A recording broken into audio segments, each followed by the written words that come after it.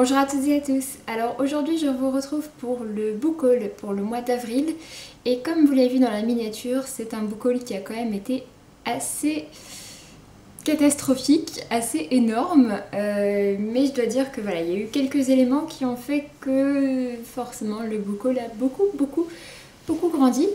Mais enfin voilà, du coup j'avais quand même fait comme résolution d'essayer de limiter un peu mes achats, mes book hauls, et on ne peut pas dire que c'était une franche réussite pour ce mois-ci. Du coup je vais attaquer tout de suite sur les livres. Donc tout d'abord, comme vous le savez, le 8 avril j'étais chez France Loisirs dans leurs locaux, plus précisément dans la partie Nouvelle Plume de France Loisirs. Et donc dans le but de faire l'interview avec Alexandre Delis que vous avez pu voir et qui est toujours en ligne sur ma chaîne.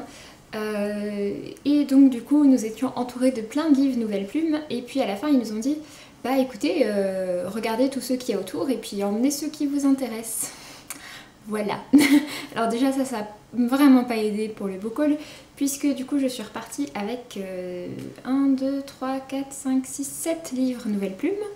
J'ai essayé de viser un petit peu dans toutes les collections, chaque collection correspond à une couleur, vous allez voir, et du coup j'ai essayé de faire un petit peu le tour. Donc tout d'abord j'ai pris deux livres qui étaient noirs et qui sont donc des thrillers. Le premier, il s'agit du Cercle Manteia de Véronique B. Géande, je sais pas. Nouvelle Plume en fait, donc c'est un site participatif où vous pouvez proposer vos livres et ils seront notés par des lecteurs. Tout le monde peut s'inscrire pour lire les livres et après donc les livres les mieux notés sont lus par le comité Nouvelle Plume afin de décider s'ils vont être publiés ou non. Je vous dis tout de suite, vu le nombre de livres, je me souviens vraiment pas des résumés de tous, je connais juste leur genre. Donc du coup, un thriller, tout d'abord nous avions le Cercle Manteia qui avait l'air de parler de beaucoup de secrets avec un pensionnat assez étrange et qui du coup m'a beaucoup intriguée. Et j'ai également pris Le Diable a les yeux noirs de Nathalie Saladin, à nouveau un thriller, le résumé avait l'air vraiment très sympa, ça se passe dans une ville qui, rien que ça, s'appelle Trash City. Voilà. Ensuite, après, donc il y a deux livres qui sont donc rouges. Les rouges correspondent aux romans. De ce que j'ai vu, ça avait l'air éventuellement peut-être d'être un petit peu des romans avec des enquêtes et des secrets, des choses à deviner dans ce genre-là. Le premier, il s'agit de Vénus et les larmes des dieux de Nathalie Saladin. La même auteure du coup, je viens de capter, la même auteure que Le Diable a les yeux noirs. Voilà, la couverture est très très jolie. Et du coup, le résumé me tentait pas mal, je me souviens plus exactement de quoi ça parle. Et le deuxième, donc toujours en rouge, il y avait On n'oublie jamais de Claudia Noliac, qui se passe donc à la montagne. Et ça avait l'air sympa, donc là c'est... il y a une personne qui est... il y a une jeune femme qui va se rendre compte que son frère est mort, il me semble, et du coup elle va aller en quelque sorte mener sa propre enquête à la montagne. Après, donc j'ai également pris un livre dans la collection Violette comme ceci, qui correspondait plus à une collection historique. Et celui-ci se passe en 1849 aux États-Unis. Après, et c'est sûrement le livre qui me tente le plus de ma sélection, il s'agit de Jamais d'autre que toi d'Emmanuel Grumbach, je sais pas exactement, qui est du coup encore sous plastique, je suis désolée du coup pour les reflets. J'aime beaucoup la couverture qui fait très estivale, printanière. Et donc c'est un récit avec deux amoureux qui ont grandi ensemble depuis l'enfance et qui pour l'instant s'aiment toujours. Je suis désolée, je vais tourner un petit peu parce que j'ai l'impression que c'est pas très bien centré. Donc voilà. Et enfin le dernier, Nouvelle Plume, il s'agit de Frime et Châtiment de Louise Perminga. À nouveau un roman et cette fois-ci c'est un roman plutôt chick lit, donc plutôt frais et plutôt rigolo. c'est avec un couple avec un couple qui clairement sont des Barbie et Ken, mais sauf que la première ride arrive sur le front de la femme et c'est le drame. Donc voilà, ça a l'air assez rigolo. Et ensuite, pour terminer, parce que ça suffisait pas comme ça, toujours chez Nouvelle Plume, comme d'habitude, on a parlé avec les femmes de leur service et qui sont toutes à peu près fans de la série Les Étoiles de Nosed. Et du coup, on est reparti avec au moins certains des tomes. Et donc pour ma part, je suis repartie avec les 2 premiers tomes donc de l'édition France Loisirs qui est absolument sublime. Donc les 2 premiers tomes de la série Les Étoiles de Nosed, je sais pas, de Sophie Jomain. Tout d'abord Vertige et également Rivalité qui est absolument magnifique. Donc voilà. Donc voilà pour les cadeaux par France Loisirs. Et ensuite, donc toujours chez France Loisirs, je devais faire mes achats pour le trimestre que j'avais toujours pas réalisé. Et donc il y avait une offre pour 2 livres achetés, il y avait moins 5 € il me semble. Et donc tout d'abord j'ai pris du coup le tome 3 des Étoiles de Nosed, donc Accomplissement de Sophie Jomain. Les 2 autres tomes sont les tomes Origine et du coup de ce que j'avais vu, quitte à devoir couper la série à un moment, valait mieux l'arrêter après le tome 3. Je compte lire la série entièrement mais c'est juste que voilà, je sais que la série est très très addictive. Et principalement les 3 premiers tomes, on a vraiment très envie de les enchaîner, du coup c'est pour ça que j'ai acheté le tome 3 afin de l'avoir aussi. Et du coup j'ai pris un 2e livre pour avoir les moins 5 € et j'ai donc pris Un soir de décembre de Delphine de Vigan. J'aime beaucoup cet auteur, je ne connaissais pas trop ce titre puisqu'en fait il est paru chez Point et non pas chez le livre de poche, mais j'ai vu la couverture chez Point, je la trouve pas très très jolie. Et en plus de ça, finalement, ça revenait moins cher de le prendre chez France Loisirs avec les moins 5 €. Sinon, normalement, il est à 10 €. La couverture est plutôt sympa. Il est assez épais, mais en fait, il n'y a pas beaucoup de pages. Il fait un petit peu moins de 200 pages. Et donc voilà, j'ai très très envie de le lire. Du coup, alors après, on va continuer. J'ai donc reçu pour l'instant un service presse papier, en tout cas, pour le mois d'avril. Et il s'agit donc de La petite boutique japonaise d'Isabelle Artus. Il est sorti le 27 avril, je ne l'ai pas encore lu mais c'est prévu pour la première semaine du mois de mai je pense, puisque je vais rencontrer l'auteur le 10 mai. J'ai gagné ce livre dans le cadre d'une masse critique spécialement prévue pour la rencontre avec l'auteur sur le site Babelio, et du coup voilà, il est paru chez Flammarion et donc comme vous pouvez le voir c'est les aventures et mésaventures de la geisha de Melun, puisqu'on va suivre une jeune femme qui est née à Melun, donc en banlieue parisienne, mais qui nourrit le rêve de devenir une geisha et qui donc va décider de partir, il me semble, jusqu'au Japon. Ce mois-ci, j'ai également gagné 2 concours, ce qui a été une très grosse surprise pour moi. Je suis pas du genre à gagner très souvent des concours. Le premier que j'ai gagné, il s'agit donc du livre Orgueil et préjugés que j'ai gagné chez ma copine Lucie Ved pour son concours pour les 1 an de sa chaîne. Et du coup voilà, j'étais vraiment super contente. C'est un classique que je n'ai encore jamais lu et que j'ai très envie de découvrir. En plus, j'aime beaucoup ces nouvelles couvertures de cette nouvelle édition.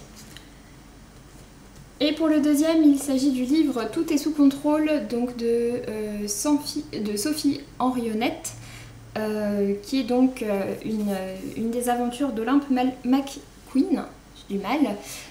Donc le premier tome, c'est le genre d'histoire un petit peu délurante, plutôt sympathique, plutôt fraîche. Et j'avais également gagné le tote bag, donc le sac en tissu, à l'effigie du livre, donc avec la même illustration sur le sac. Je continue rapidement, il faut que je speed un peu vu le nombre. Ce mois-ci, il y avait des offres chez Milady. Je pense que vous pourrez encore en trouver, notamment à la Fnac, pas mal. À la base, donc c'était des Milady romances qui étaient en promo. J'en avais pas vu beaucoup, mais ceux-là, je les ai peut-être vus quand même depuis mars, quelque chose comme ça. Sauf que dans mon Carrefour, ils sont toujours super à la traîne au niveau des promos. Et du coup, j'en ai acheté un la semaine dernière. Voilà, il y en avait encore. Et donc du coup j'ai pris celui qui m'est revenu de Joanne Ross. Apparemment c'est une auteure très très connue dans le genre de la romance qui a écrit il me semble 90 livres, un truc comme ça. Et donc voilà, le résumé avait l'air sympa, comme vous pouvez le voir, c'était donc il y avait des promos, il était seulement à 2,99 €. Et donc c'est un homme qui revient dans sa petite ville natale après avoir été à la marine, sauf qu'il va devoir se confronter à beaucoup de complots, en plus du fait qu'il a un peu de mal à se remettre dans la vie quotidienne. Et il va retrouver une jeune femme qui a toujours eu une place particulière dans son cœur.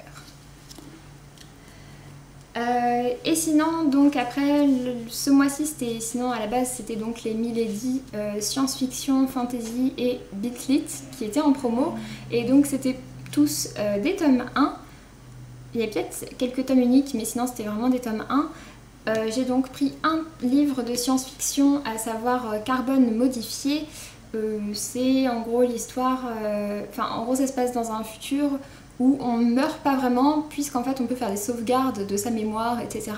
Et donc du coup quand on meurt, et ben, on réimplante tout dans un nouveau corps et hop, c'est reparti pour un tour. Sauf que donc on suit notre personnage principal qui est un enquêteur en quelque sorte, sauf que cette fois-ci il va devoir enquêter sur un suicide, et apparemment les suicides c'est pas quelque chose de très courant, puisque vu qu'on se sauvegarde, enfin ça n'a pas vraiment lieu d'être. Donc voilà. Et après ça, j'ai donc pris 4 livres de fantasy.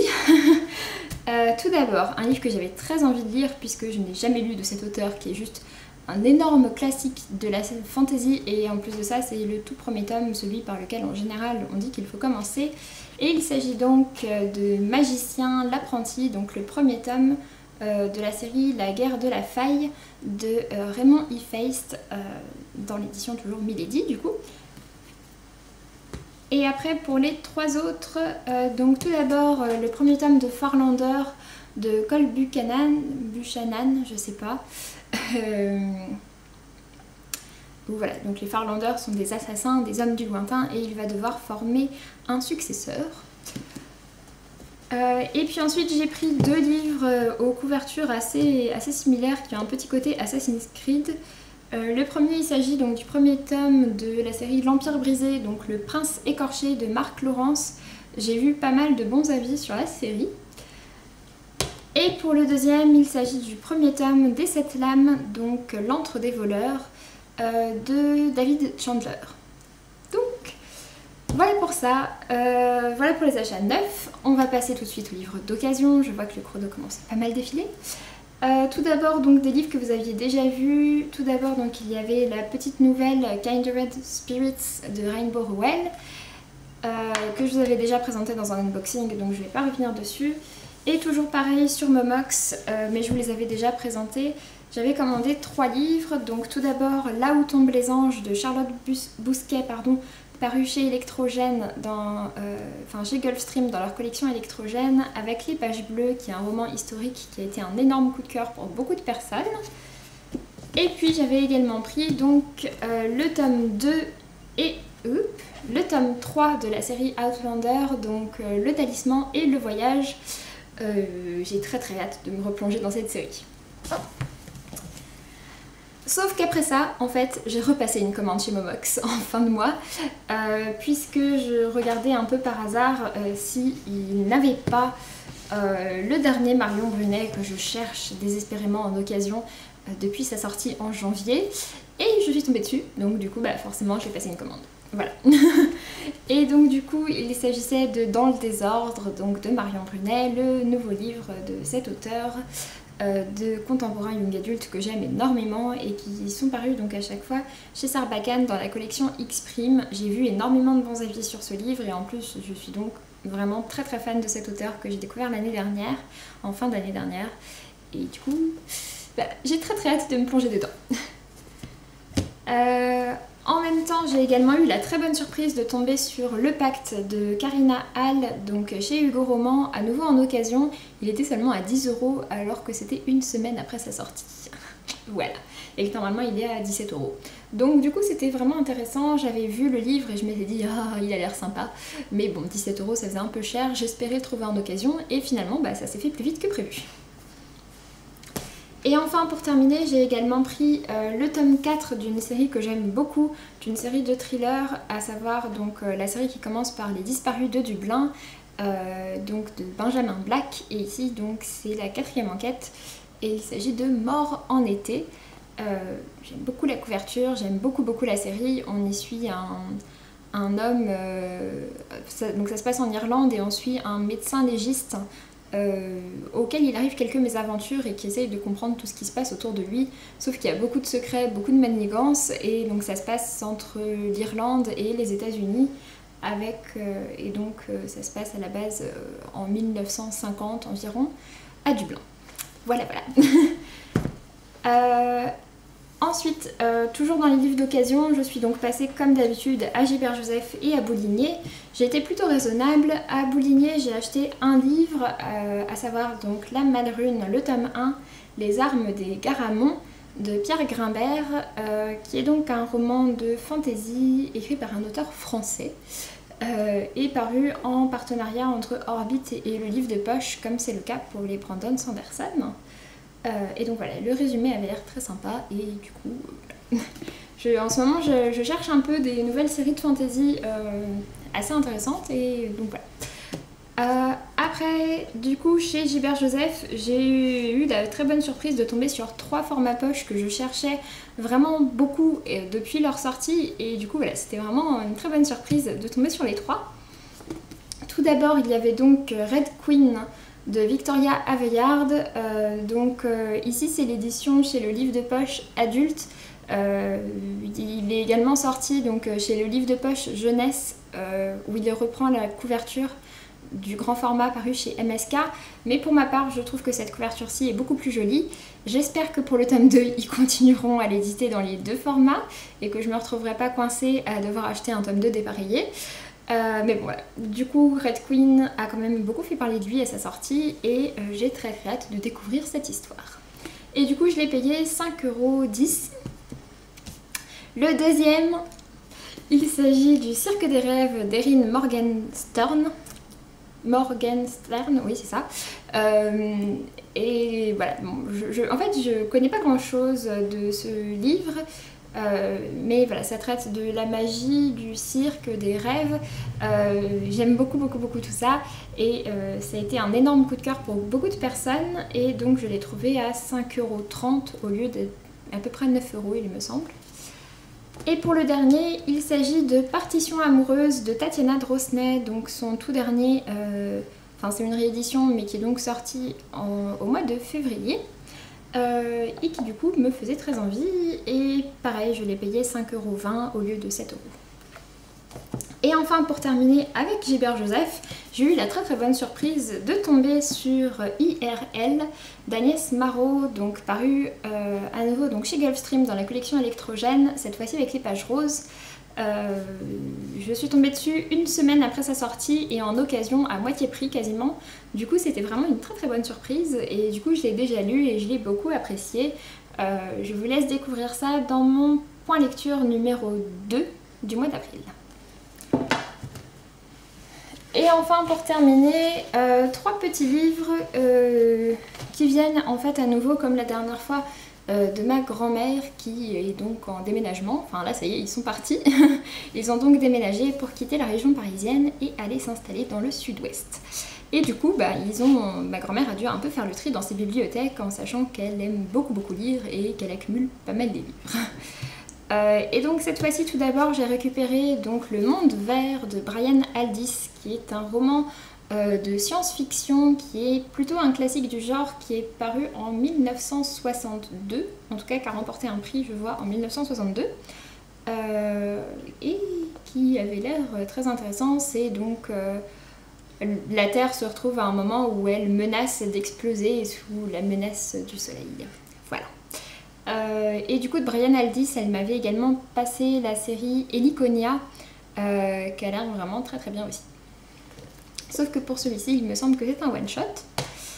Et après, pour les 2 autres livres que j'ai pris, c'est des livres que j'ai pris parce qu'ils étaient dans une étagère où ma grand-mère avait que des livres reliés, vraiment des très beaux livres, et qu'elle savait qu'elle ne pourrait pas emmener. Et donc le premier que j'ai pris, il s'agit de Martin Eden de Jack London. Pour le coup, il n'y a pas de résumé au dos, je ne sais pas trop de quoi ça parle, mais voilà. Hein. L'objet livre est juste magnifique.